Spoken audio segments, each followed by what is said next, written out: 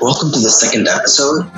My name is Himnish Kowal, and I welcome you all to the Everyday Consultants podcast show, where we're going to talk about the uncertain trajectory it takes for stepping into the shoes of a consultant's mind, from adapting to constantly learning through research and developing their theories, objectives, and opinions for advising businesses, from the area of expertise to communicate the fine line between an SME and polymath. Thanks for taking the time to join me, and let's tune into today's episode, learning more about the who, what, and why do consultants even exist in today's constantly evolving industry. When it comes to the learning curves of what does the consultant really need to know to be successful in the consulting industry, there are 5 key areas. First one being the communication skills.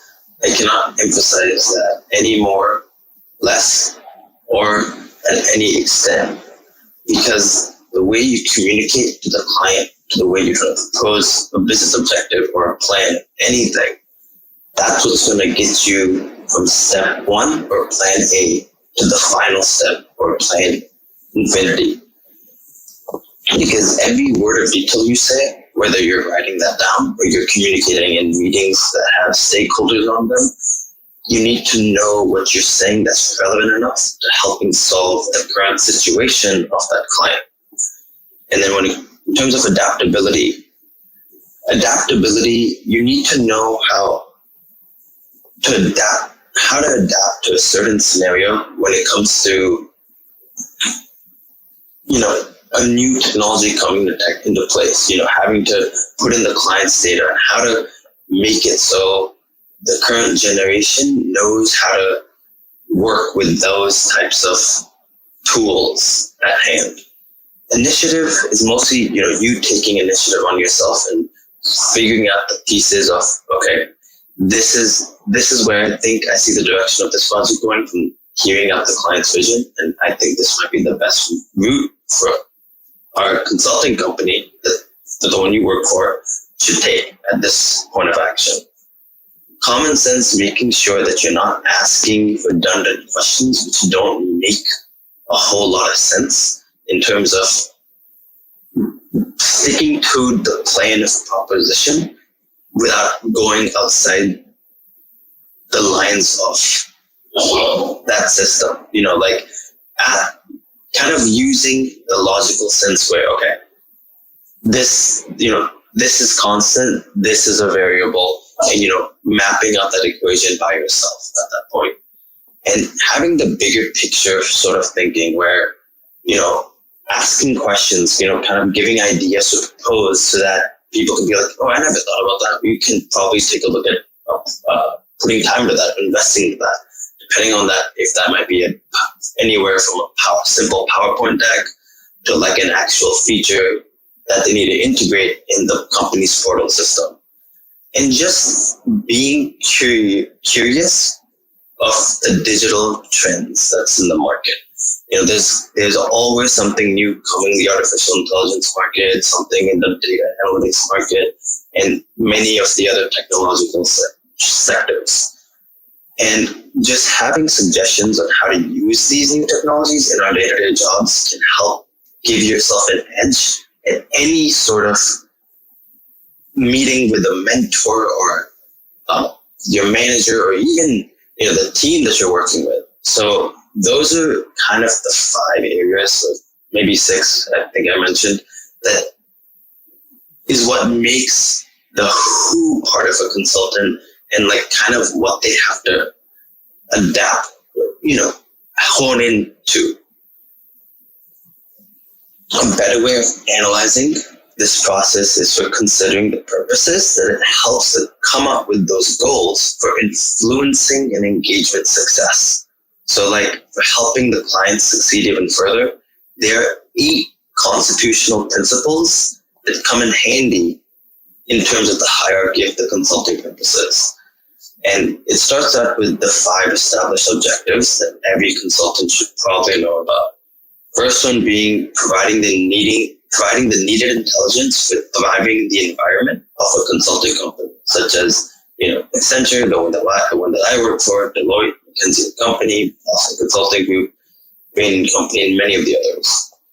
Second, providing a quick fix to the given difficulty of the situation that is at hand for solving by putting the engineer's hat when constructing a Lego set from scratch.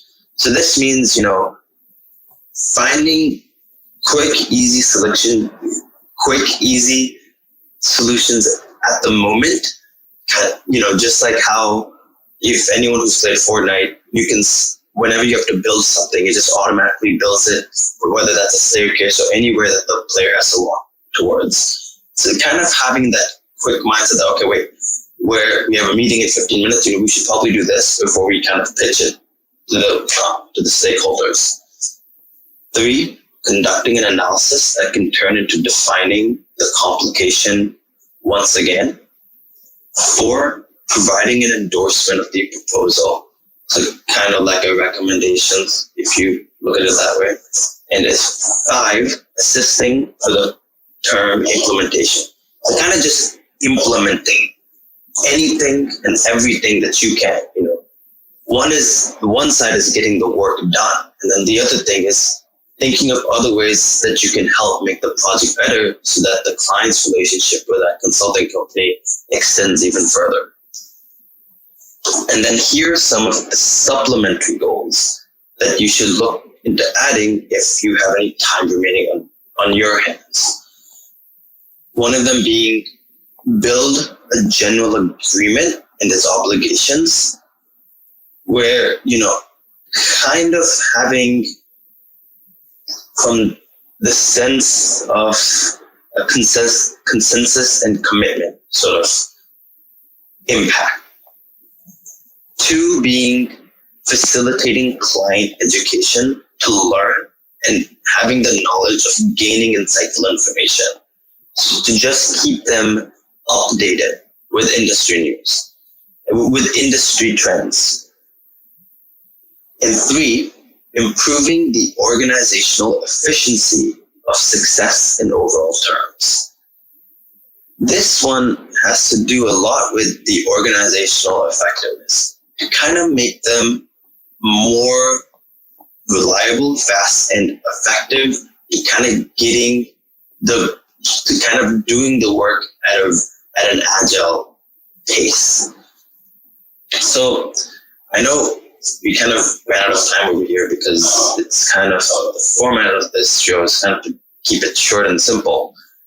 So we'll go into more detail with part 2 of this episode in the next episode.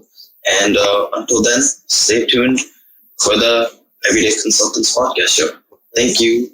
Please be sure to subscribe to the podcast and also leave a review how much you enjoyed listening to Everyday Consultants. While you're at it, be sure to provide any feedback you might have on my LinkedIn post in the comments below. If you know of a friend who's curious about learning quick bites of information regarding the life of a consultant, then be sure to recommend my show to them or anyone that you think might benefit from listening to it. If you want to connect with me, you can find me on LinkedIn, Reddit, and Twitter by searching my name on the platform. If you're interested in looking at some of my other professional content that is currently in the works, then in that case, you can take a look at my Linktree Portfolio. That can be found below in the description or show notes of this episode. Don't forget to tune in into listening to all episodes of Everyday Consultants. And wherever you're able to find your local podcast, until next time, stay broad, be curious, and be passionate about listening to a conversation where knowledgeable advice gets provided about the world of consulting, about a consultant, in our next episode.